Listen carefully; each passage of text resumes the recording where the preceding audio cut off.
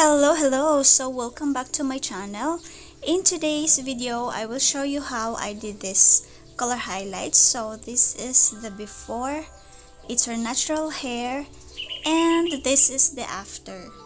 So ito na yung result niya after color highlight. I did section the hair into 4 equal parts. So nag-start ako dito sa side. And yan, I'm gonna do the weaving technique. So for now, maglalagay muna tayo ng lightening product para ma-lighten yung highlights niya.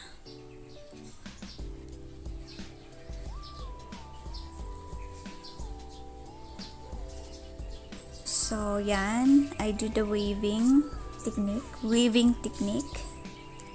And I don't have the foil, so I'm using this plastic strips. This is very what do you call that, very practical kasi you don't need to use the foil. Ang foil kasi 1 use or 2 use, itatapon mo na. So this one it's reusable, iwawash mo lang talaga siya. So yan, I'm putting na the lightening cream.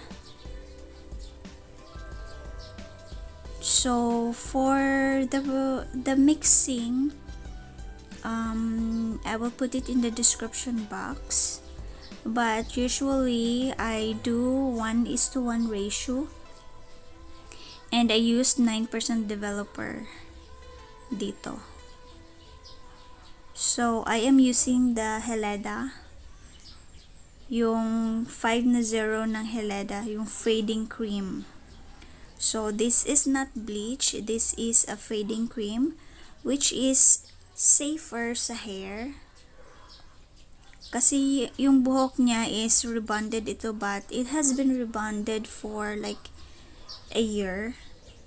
So, okay naman din, matibay pa yung hair ng model natin. So yan, ina-alternate ko lang siya. So I do the weaving, and then I do another section, tapos I leave it, walang fading cream, and then I do the next strips of hair. Ganyan, cover mo lang siya. So medyo matrabaho siya, guys, because I want na talagang full. This is the hair? Madaming highlights. Kasi gusto niya is yung parang super light na hair. Gusto niya ng ganun. Gusto niya mag-change ng image. So it took me like, I don't know, like 30 or more minutes to do this, and then I let it soak for 50 minutes, or chine-check ko naman siya. You really have to check the hair. While waiting, dance muna kami, guys.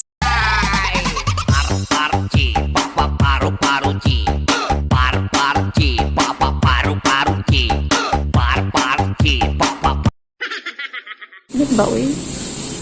Sungit-ngit daw the world.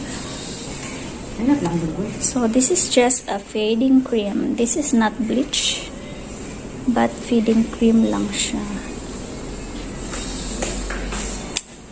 Okay, so mag-rinse na mi.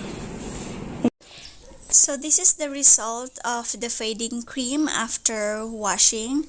Just make sure, guys, that you wash the hair 2 times kasi sobrang oily ng hair.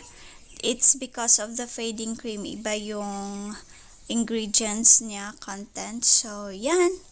And let's tone down. Let's wait for 35 minutes for the color to soak, to really soak. And let's wash it and put conditioner.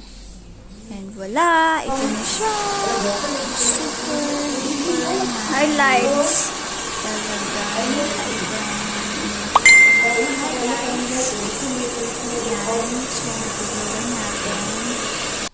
And we'll do the trimming later.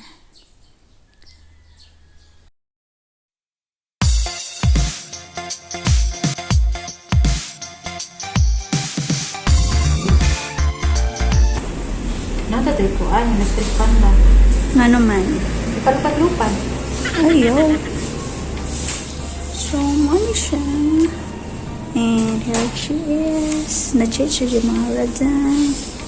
And, o, diba? Plus, tsada pigi ang kilay.